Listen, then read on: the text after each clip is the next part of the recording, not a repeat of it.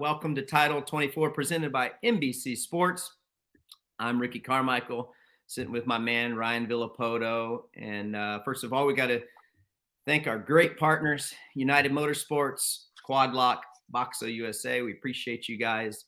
And just when you think it can't get any more exciting than Indy was, Kenny's win and the ruts, we go to Detroit and that place, you name it, dude. Penalties, heartbreaks.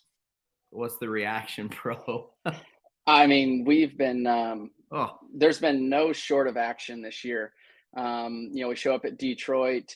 I just have to make a comment on the track. Really fast track, down across the start there. Big double and then a quad, triple into the turn. Just a great racing track. Didn't seem like there was a ton of places to pass. Guys were very close in speed. So, I mean, man, in that 450 main event, we had 5 guys that were just toe to toe for many, many laps. So it was super interesting. And as a fan, couldn't ask for anything else. What was nuts is I wasn't anticipating this. Like, dude, it got dry towards the end of the night.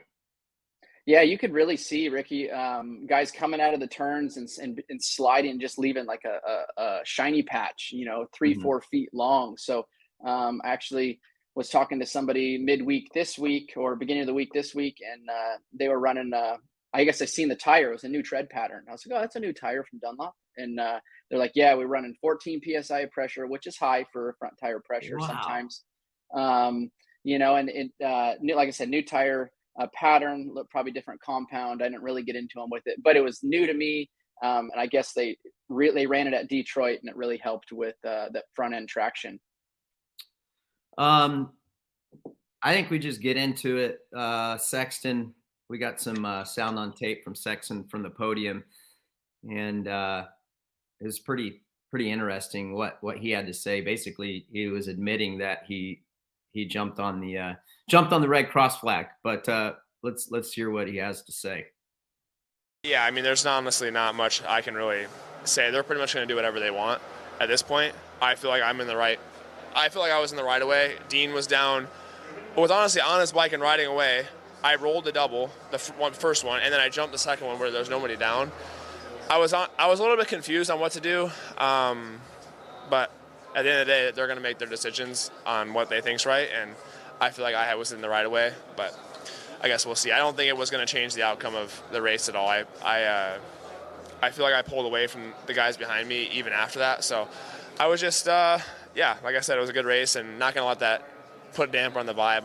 I'm pretty happy with how tonight went, and got momentum back on my side. Yeah, definitely got a little confused there. What do you do? Well, I mean, I guess it's what don't you do, and that's jump on a red cross. So I get what he's saying right here over the double. Red clock crosses out, all 3 of them roll. But there is red lights on the jump across the start. So being aware of the situation, we're watching here, red cross flag out, and then you can see if you pan up, there's Chase rolling, and if you over the landing, Dean coming backwards, showing in the camera, and then red lights on the takeoff of the double across the finish. Just have to be aware. It's been like that for a long time. I get it. Race scenario, Chase, in a points battle, in a position to win that night at Detroit, and just made a costly mistake by jumping on that. I know we kind of talked about it pre-show, Ricky. What's your take on would you have been able to see it? I don't know. Here's my deal. So okay, first off, you even if you don't agree with the rule, okay, and he's assuming that Dean was the only guy down, right? I mean, I can't. Yep. I don't want to put words in his mouth, but I'm just it sounds like Dean was the guy that the red cross was for. So Dean goes backwards, like he says, and then he sees the flashing lights, but he still jumps. So yeah, costly mistake, man. Costly mistake. I mean, you can't there's just an element that goes into it. I think of okay, yeah, you see the down rider, you're assuming he's the only one there, and you see the flashing lights, and you just say, screw the red lights, I'm going. You can't do that. I mean, I think that the rule needs to be a little more specific. It needs some clarity, so these guys aren't in this situation again. I think no matter what they do, there's always going to be a situation where they've never seen that before, and you take things into your own hands. But yeah, I mean, he basically admitted to it, and he said he was in the right. Yeah, I mean, that's, I think put yourself in his shoes. We've been in this situations, similar situations. I know, like, the fuel situation with you years ago. There's another, look right there, jumps on the red lights, cross flag.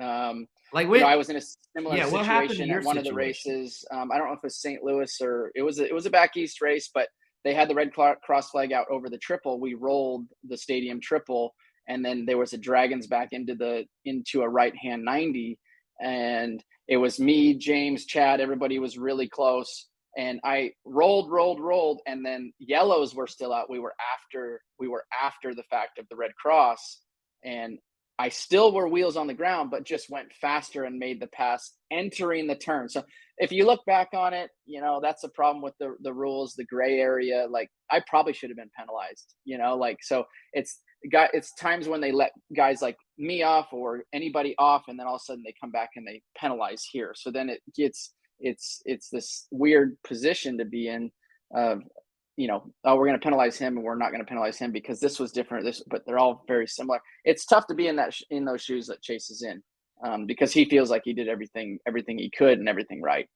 I mean, the thing too is like, but listen, I'm not saying that I agree with the rule or I disagree with the rule, but at the end of the day, you have to obey the rule, right? Like, so this one dude on Twitter, he brought up a good point. He's all he says, if you're at a stoplight and the light's red and there's no cars, you're just going to go through the red light. And essentially that's what he did. And so we have a replay here for the people that are just listening to our podcast. We're just showing the situation and showing all the lights, showing Dean go backwards and the flashing lights and what happened. So there's 100% clarity on what went down. And yeah, I mean, he just goes, but I mean, it goes back to like that guy on Twitter. It's like, dude, just because the lights, there's no cars, you can't blow through the light. Yeah, no, I agree. Interesting that Dean was in a position. I know I read somewhere where it said he drug his foot peg and probably kind of went over the bars there, and then he ended up riding backwards on the track. It was I don't know if his bike was backwards already. Interesting why he just didn't pick it up and kind of flip around or peel off the track, but he rode up the landing backwards. Probably for dirt work or for Feld and the guys on the track and the red cross flag guys, they're probably like kind of shitting a brick as a guy's coming, backwards as the whole field's coming through. So that was probably, made it more intense for everybody too. Not the riders per se, but how are they going to call this? Guy's got a guy coming backwards on the track. We got the red cross flag out. Then Chase jumps on the red lights across the double. So it puts Chase in a tough position.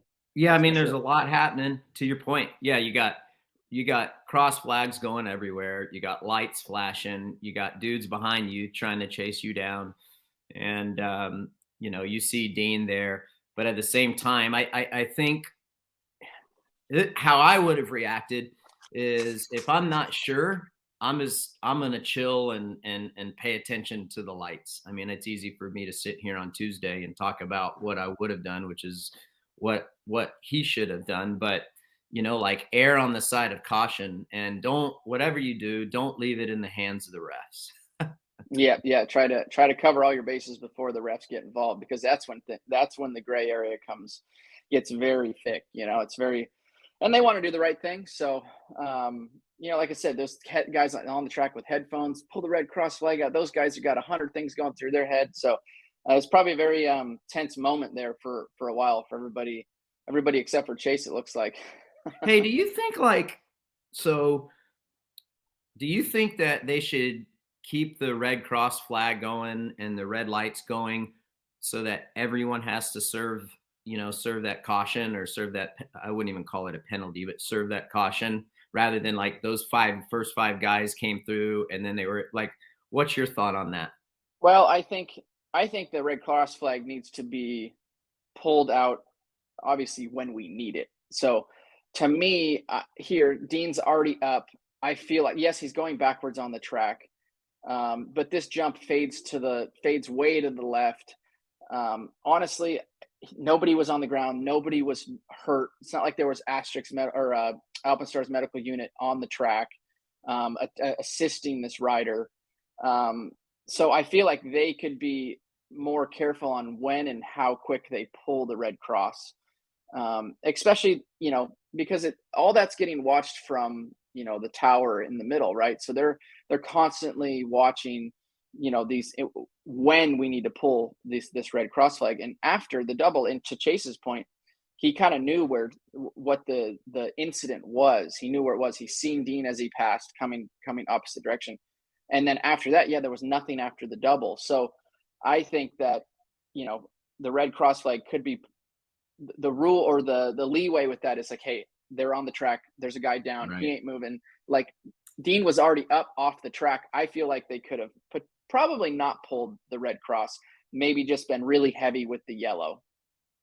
Yeah. And for the record, I'm with you. I agree with that 100%. And I think it sucks the way that it went down, but at the end of the day, the rule is the rule, and that's right.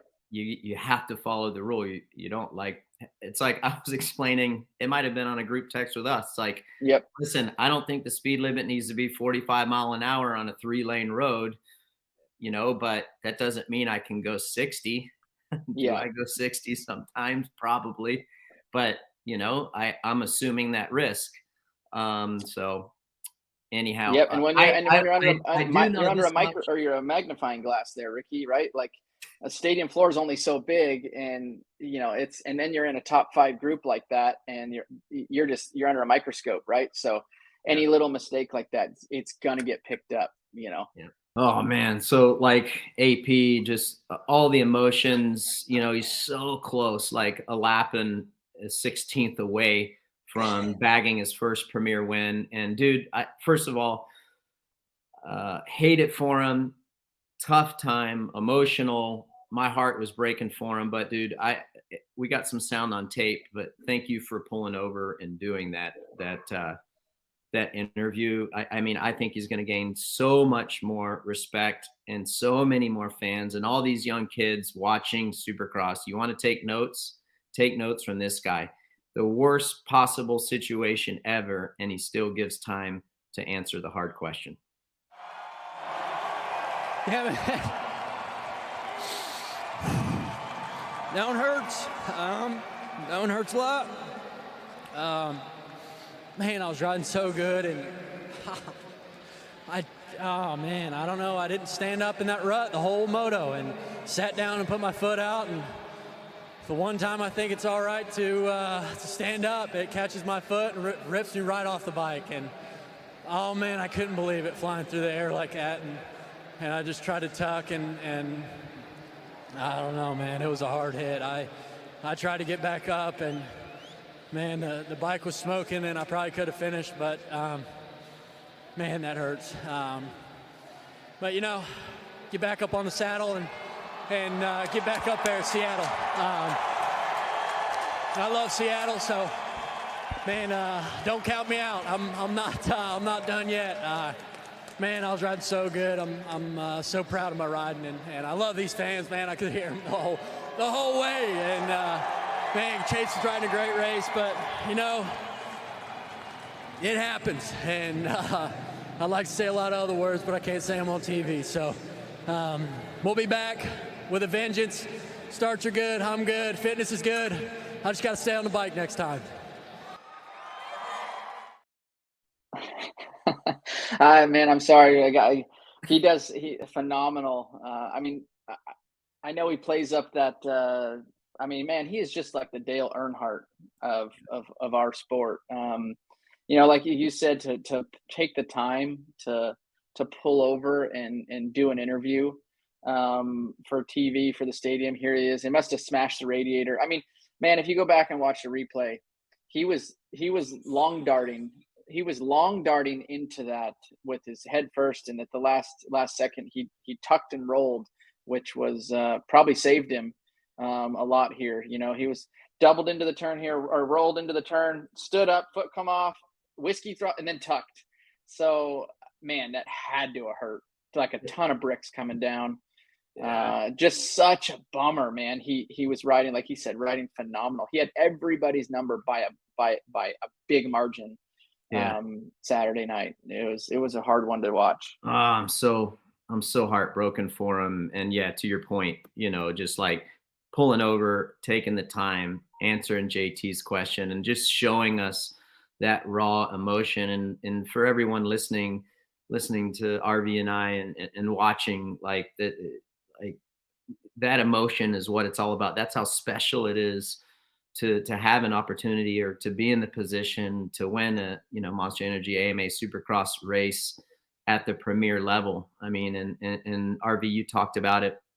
You know, he had a rough couple years entering into the premier class. He had a gnarly ankle injury, and you know better than anyone, it's to come back from that and to mentally be able to get in a position where you can put yourself in a spot where you have an opportunity to win is one thing in itself. And he's been able to do that. And yeah, such a heartbreak loss, a heartbreak moment across the board. And yeah, but if you're a young kid, that's somebody you need to be taking notes from. I agree. Back to your point about showing the emotion. I think that honestly, this year and last year, but this year especially, like really, you know, Kenny showing his emotion after his first win, or his first win in over 12 months. Aaron in that position with less than a lap to go, going down and taking the time to do the interview, but showing the emotion. I think it's, to be honest, I took wins for granted. And I don't know if that's just because I don't want to use the word that came easy, because no win was easy. But I guess I never really had those huge highs and lows. I mean, I was talking to Jake Weimer about it yesterday. He goes, man, you were so good. This is from him telling me. He goes, you were so good. You never really had those highs and lows. But now going and watching Aaron, I said, yeah, I agree. Watching Aaron now, it's like just to get that first win, or a win in general. It's such a huge thing. It's so hard to do in the 450 class, in the lights class for sure. But the premier 450 class, to just get your first win, let alone a championship. I love to see the emotion, because I look back at myself and man, I was kind of a dick back then. Like I should have showed more emotion. This is a huge deal in every one of our lives to just win, let alone a championship, like I said. So I feel like I'm living through AP. I wish I would have been more like you. So more power to you. We hope to see you up there in Seattle. Well, I think, yeah, I'm with him, and that win's coming. The win's coming, AP. Keep doing it. You know, when you're riding that well, eventually you're going to get it done. And yep, keep up the good work. And I can't wait to see him win that first one, but it's right around the corner. It's going to be one hell of a celebration when he does. That's right. Do you really think that I cursed AP, bro? No, I don't think so. I don't believe in, personally, I don't believe in, you know, curses like that. You know, I watch the broadcast like I do every weekend, and, you know, just such a, he was on another level. I don't think I've ever seen him ride like this. Larry goes, catches the inside. And he said it. He said, I changed up. I did not sit down through there, or stand up through there, you know, 24 laps previously. So that one lap he stood up. You know, I got to think that I wear a size 9. Aaron's got to be in like an 11, I would think. You know, he's got some big dogs on there. So, you know, he caught his foot, man, and such a bummer, because he, you know, okay, it's going to be his first premier class Supercross win. So that's huge in itself. But to do it like he was doing it, you know, dude, he gapped those guys. and he was doing it consistently. Yeah. Like here he goes up the whoops, you know, make a solid pass through the whoops around AC around the outside, you know, and was able just to break away like from these guys. It was a phenomenal ride. Like I said, I've never seen AP ride like this. I know he's had some phenomenal rides on a 250, but struggled, you know, a bit. He's had some ups and downs on the 450s from different teams, but tonight, Detroit on Saturday night, he by far was on a different level. He looked like the Chase Sexton of you know, putting those lap times in that were dramatically faster than the rest of the field. Like he was on another. I can say it again. He was on another level. Dude, I feel so like I'm so bummed for him. And you know what I'm bummed for him the most is like I think he'll get a win. I think it'd be epic if he wins this weekend in Seattle. But I don't know that his next win could possibly come as easy as he had it this weekend. I don't think so. Yeah, I mean, I have to agree. Like, whatever he woke up on, what side of the bed, and what he ate that the morning of Saturday, he needs to try to repeat that again. Now we're coming into Seattle, like you said. We kind of already looked at the weather forecast. It's going to rain. I'm from there. I'd like to sit down with the guy that designed the stadium and built it and ask him why the hell he didn't put a retractable roof on it. But you know, that's here nor there. It's going to rain more than likely.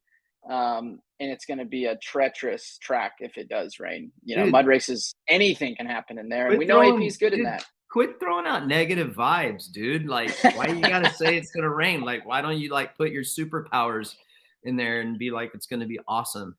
To be honest, Ricky, I'm not racing, so I don't really care if it's a mud race. I think a mud race brings a whole nother couple elements to watching it on Saturday night. And with the points being as close as they are still, you know, I feel like we could really turn the bucket upside down, and really see some major things happen at Seattle because of that. You know, we have Cooper Webb at 225, Eli Tomac down 3, Chase Sexton down 17 points, and Kenny down 43. So, you know, still really close between obviously the top two. Chase isn't out of it yet. Chase is only 17 down, but coming into a weekend like this, you know, I know Chase tends to ride ruts very well. AP tends to ride those technical, very, you know, muddy conditions. He has in the past rode very well. So, you know, like you said, maybe this will be AP's weekend. Maybe we can see it 2 weekends in a row. Hey, before we move on to the 250, I noticed something listening to Chase, and he was saying how I don't know if he said he liked coming from behind, but he's been in that position before. He was able to stay focused, and I almost felt as though like James was kind of that way a little bit in the beginning of his 450 career, to where if he was out front and you think the guy would have it in the bag, and then the next thing you know, he lays it down, right? And I wonder if there's I feel like Chase is the same way a little bit right now. Is if he's in the lead, like I feel like maybe his mind wanders for that split second, and then that's when he throws it on the ground. But then when he's coming from behind, like his brain is consumed and is engaged, and he's paying attention exactly to what he needs to do. But like as he's saying that, I'm like, wow. I said that's kind of like James was. I felt like he was better when he would come from behind, and he would make less mistakes when he would come from behind. So that's interesting to I was kind of interested. It was interesting to me to listen to Chase say that. I'm like, dude, maybe he needs to start further back, and maybe it keeps his mind engaged more. Yeah, I mean, watching the replays and watching the broadcast, definitely he seemed calm, cool, and collected for Chase. Not a ton of mistakes. He was faster than those guys, but he wasn't AP last on Saturday night. AP ran away from everybody, got a good start, put himself in a great position, went to the lead right away, and just walked away from those guys. So like you said, Chase was in a little bit different position where he's working forward. And as soon as he passed a guy, the other guy was right there. So his mind was automatically thinking, okay, next guy, on to the next, right? So but I also he didn't look like he was rushing it. Like he was riding very well, but he looked in control. So I thought he, from previous whole races up to this point, very fast, puts himself, gets the whole shot, puts himself in a good position. But like you said, makes a little mistake here or there, puts it down on the ground, where you would think, coming through the pack like that puts him under more pressure. I got to get to the front, which he didn't show that. He made smooth, calculated, good passes. And he didn't seem like he rushed himself, which was nice to see. Hey, I like that little dig he says, though, like in that interview, what he's just trying to stick it. I feel like he was trying to stick it to AMA to like kind of defend his position, but also like to Coop and to Eli, like, oh, it wouldn't have changed anything. I was pulling away from those guys anyways. I agree. It wouldn't have changed anything. Chase straight up past Coop, made a good move on him, ran him high. Same with Eli, was able to make a move on him and put himself up front there. So and then put him into second, I guess, and then got handed the win as AP went down. Hey, Tomac, dude, I don't know what's going on. I mean, I guess he said he's not 100% because he had it. Yep. His neck was jacked up, but it was interesting. Like I don't know what's happening, but he's got to go. I think. Yeah, it's definitely Coop's riding well. I feel like. Okay, so I was thinking about this. I don't know if it was last night in bed or this morning, thinking like, okay, he's 31 years old, I think. Something. I can only go back to thinking, okay, strain my lower back, or I have my lower back go out at 26, but if I sleep wrong at 34 now and I wake up and I'm like, I'm no athlete like he is anymore, let's be honest there. Like, but still, I think at 31 years old, you sleep wrong, you tweak something. I think I raced at 26, 27, same as you, and we were done and retired. I think those extra years on there, potentially those lingering, if he's got a pinched nerve, something in the back of his neck, it lasts longer now. I mean, it lasts longer for me at 35 or 34. I mean, sure, at you at 40 or 39, like it's a big difference, right? Like, oh yeah. So maybe that's kind of what we're seeing, the lingering of the toll that the sport kind of takes on our bodies, So, but obviously a big improvement from Indy this weekend at Detroit. Definitely rode better, was in the mix. Yep. And then hopefully this weekend in Seattle, that lingering issue will be, non-existent. Yeah. 250. Let's go. Let's switch gears. Yeah, we got a lot of. Let's stir the pot here, Ricky. Dude, you go for it, dude. They heard they heard what I had to say. Okay, I do want to like kind of explain myself to some of these clowns with these with keyboard warriors out there. That's right. I am going to defend myself. Maybe we should have a question. Ricky, the question of the week, the keyboard question of the week, keyboard warrior question of the week. Maybe that's a new one. There you go. We put in there, but no, I listened to the press conference. I heard Hunter, obviously watched it all go down. I think that I get it that Haiden wants to win, but also too, number one, I think go back to I think 2007, me and Ben Townley, right? So 24 motos straight we raced each other, and you didn't see that happen once. Now it is outdoors, it's not Supercross, so that's that you don't see that as often in outdoors as you do in Supercross, but we're able to ride each other clean for 24 motos straight, and may the best man win. So looking back on that, one thing I can say is you got 22 guys on the line. Yep. Haiden needs to be, in my opinion, this is my personal opinion, needs to be careful, because in some time in the future, he's going to be racing for a championship, and he's going to be racing, say, 2 or 3 guys. Here it is. Here's Smith up the outside of the whoops there, makes a pass. Deegan runs him wide. I feel like right there, it's your teammate, right? You hold the inside. You don't run them wide. Then they play cat and mouse. They hit each other a little bit. Now Smith's involved, and there Deegan comes up the inside, hits him again, and so right before the where we just replayed the double before the finish, or the jump across the start there where the red flags were in the 450. That's where all that went down, where Smith went down. But I feel like you don't want any more enemies than you already have, a target on your back. So pretty soon, I feel like he's going to, if he's not careful, to win a championship is going to be even harder, because you're not racing 1, 2, or 3 guys. Pretty soon you're going to be lapping guys and be like, I don't like this dude. Like, I'm going to just, not that I'm going to, do anything and deliberate, but I'm not going to move out of the way. I'm just going to hold my line. He's going to have to go around me. So I think he needs to be very careful about that, being in a position of, having a target on his back. I don't know. What do you think? Speaking, well, before, I'm gonna tell you what I think, but before we do that, we have some sound from Hunter from the press conference, kind of like butting in and wanting to share what he thinks of how it all went down. I think I just wanted to point something out, which it amazes me. So much of the people on social media, where everyone puts their expertise in, say, oh, the racing back in the 90s, early 2000s, like where men were men. They always talk about how gnarly it was, and then anytime a block pass or something happens now, everyone cries about it.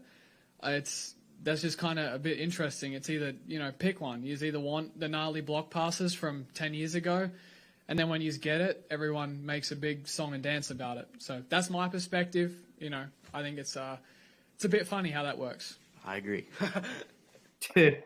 Well, I mean,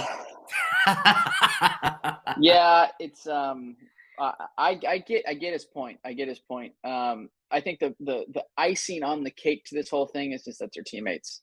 You put Smith on a Honda, you put him on a Husky, you put him on any other brand, then I definitely think it doesn't look near as bad, because it's their competitors, right? But right. I think there has to be some sort of there's leeway or respect with your teammate like that. I don't know what Bobby Reagan's saying over at Star.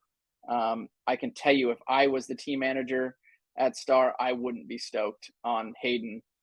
Race him hard, race him tough, but the cat and mouse and the deliberate stuff kind of here, like the waiting, Haiden got lucky. He made it out without a fall. But right here, the last section where they got together, Haiden about went off the track.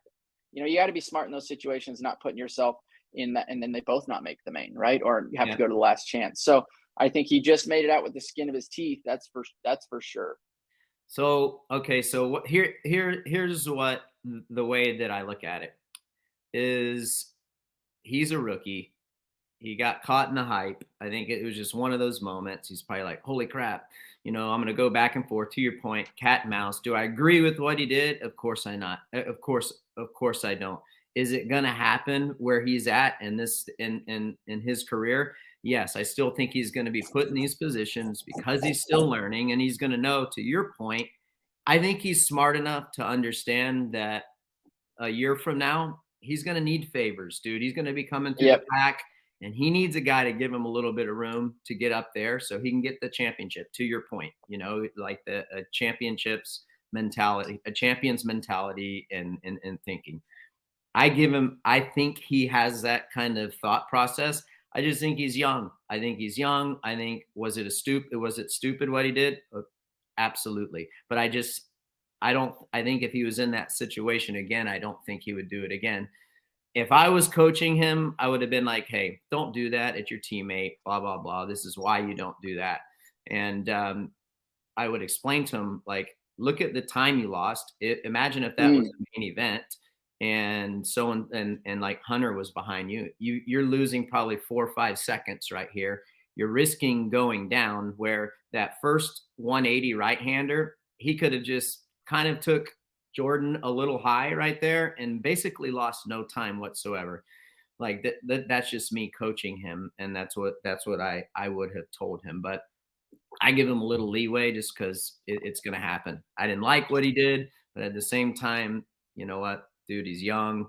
He's going to make those mistakes. I'm going to give him the benefit of the doubt that he won't do that again, especially to his teammate if he's in that position.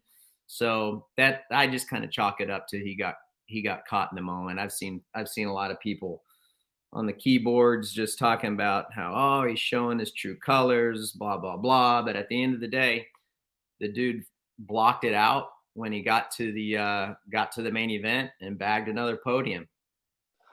I agree. I mean, look, like you said, small mistakes here and there. He's new to that, to be put in that position.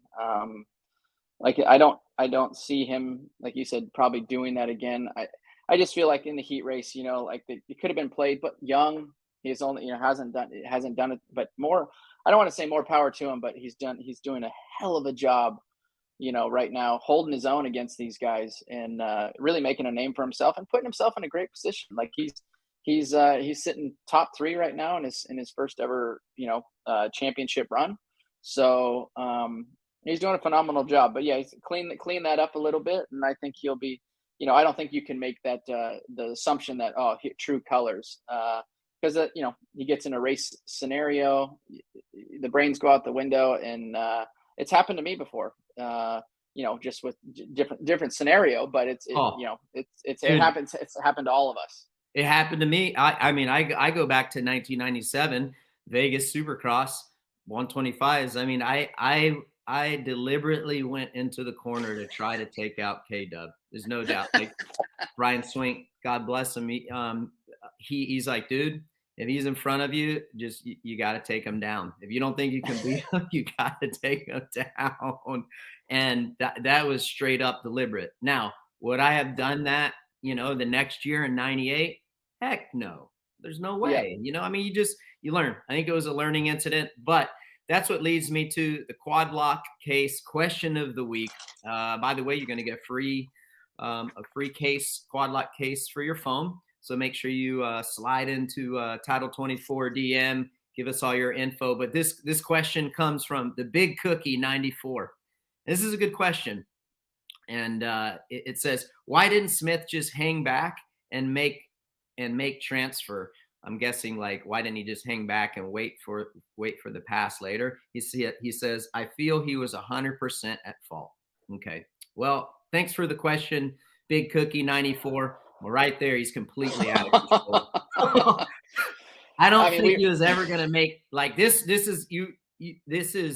That's completely on him. He's riding way over his limit. He could have easily made it to the main event had he not been riding over his out of control right here. This is a heck of a save. He did something very similar to that in qualifying practice, but he went the other way. So Big Cookie 94. Hindsight's always 20/20. He wasn't 100% at fault. Listen, Haiden was giving him some grief, but a guy like Jordon Smith, who has been in the game for as long as he has, he was probably pissed, and he got caught up in the moment as well.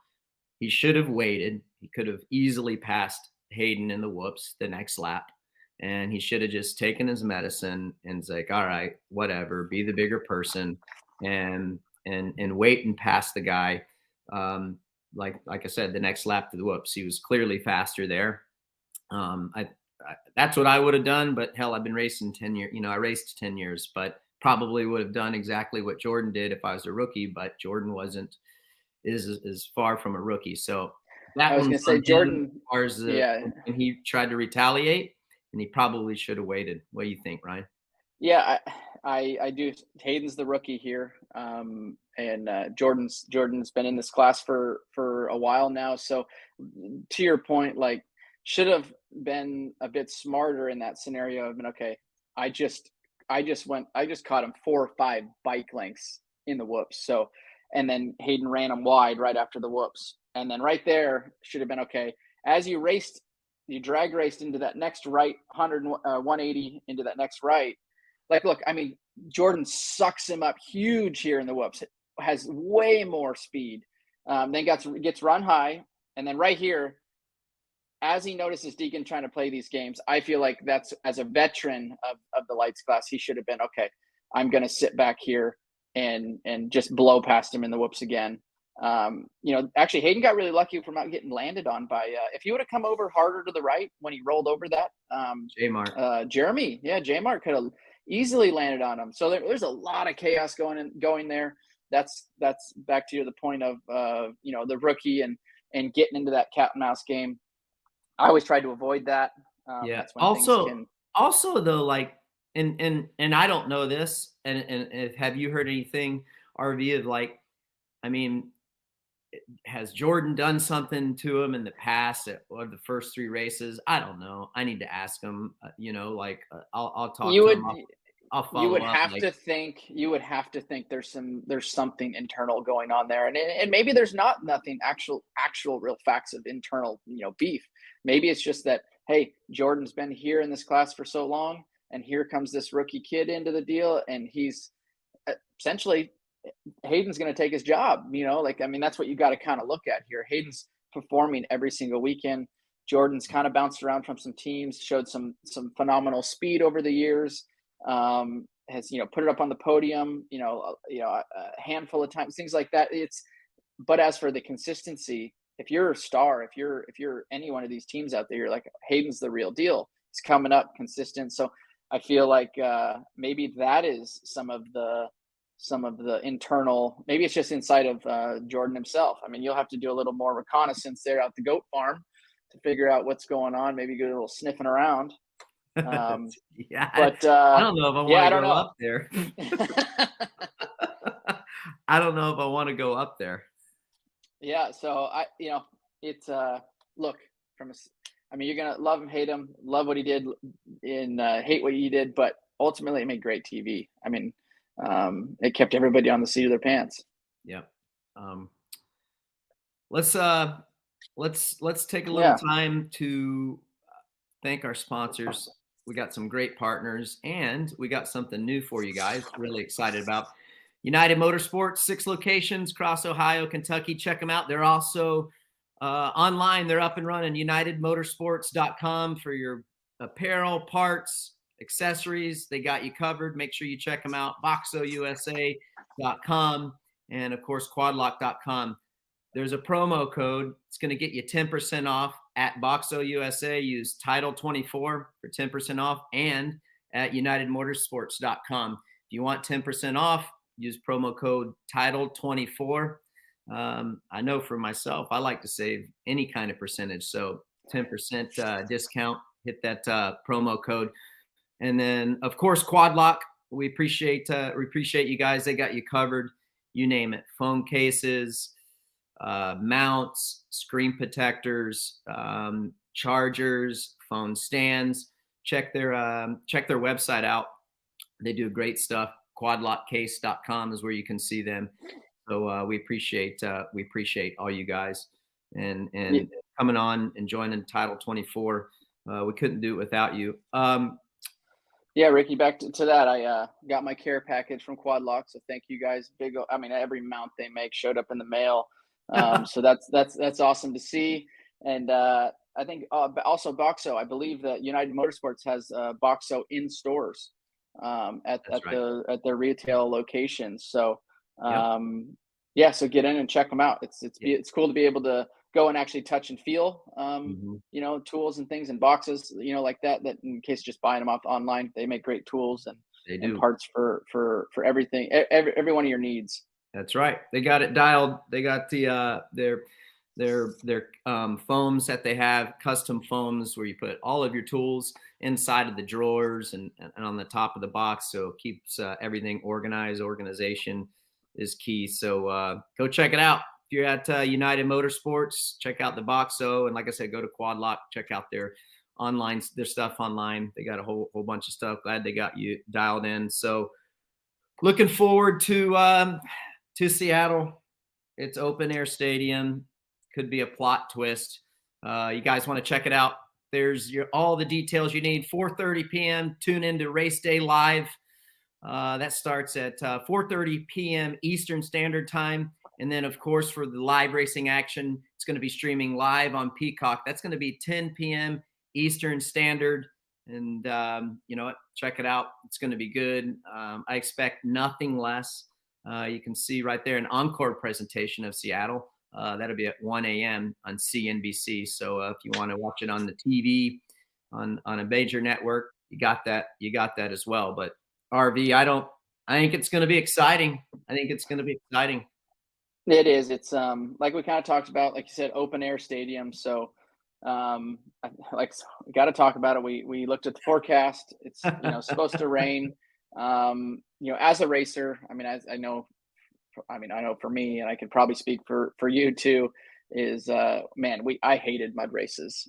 There's just so many things that can happen, from just a bad start, falling over, grips are dirty, running out of tear-offs. You name it. In a Supercross that's muddy, it's probably one of the worst things to have to ride if it's a real mud race. And to be honest, we haven't had a real mud race in a long time. Like, I'm talking a proper one. So I guess I'm kind of looking forward to it. It's going to be interesting. And like we said, 250 West is back. So we're going to get Jets and Donuts back out there. That's right. And we'll see, so it's hey, Levi so Kitchen can happen. Levi what Kitchen, about the hometown. chef? That's right. Hometown hero now. Took my position just about 3 hours south, right above Washougal is where he's from. So I'm sure he's going to have a ton of family, friends, and people cheering him on. Levi to me reminds me of watching Kevin ride Wyndham. A very kind of similar style, long, lanky, skinny. I feel like he rides very, very similar to Kevin. So really pretty riding style, smooth. But I think the mud could favor Levi. But ultimately, like we all know, it comes down in a mud race. You have to. There's no questions. If there was ever a time that a start's important, it is in a mud race. That's right. That and keeping it upright. Not even obviously you have to hold a little speed, but if you get a good start, to your point, and you stay up, it sounds easy. It's not, but really those two keys: good start, keep it on two wheels. You're really setting yourself up nice. So, dude, it's going to be epic. You probably aren't coming, are you? I'm probably going to skip Seattle this weekend. And like I said, we've talked, I'm trying to get to Nashville to experience downtown, and also get to go to another race and maybe get on the broadcast again with you guys. And it was a lot of fun going to Indy. I haven't been to a race without really having to call it work. If you call what I do work at the races, it's got a lot of hanging out, a lot of BSing. And so it's a lot of fun. But at Indy, I was able just to go, and like I said, I sat in an owner's suite at the stadium in my first time in my life for about 4 hours. So and never left. It was nice. It was a lot of fun. So maybe we'll get out to Nashville. Yeah. Well, if you guys are listening or watching our podcast, we appreciate you. Make sure you subscribe wherever you download your podcasts, or you can watch it on Motorsports on NBC YouTube page, or you can watch it on NBCsports.com and as well as Peacock. So we're all over the place. And again, make sure send all your questions. Make sure you like, and we love the interaction. We've been getting a lot of interaction lately with questions and comments. So we appreciate the engagement and coming along with the ride on Title 24 with RV and I. It's been a lot of fun, and we're going to do it again next week. It's going to be fun. Make sure you guys check out Seattle Supercross. It's going to be I'm sure it's not going to disappoint.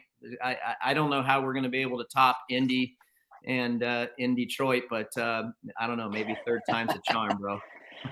Yeah, we'll see. I'm looking forward to it. So we'll just have to see what plays out during this week. I know that I don't know, Ricky, do you know for Seattle, when they have built the track? Are they going to build it when it's raining or during the week, or is it already built? Did the Dirtworks fly there early and try to build it on a clear day?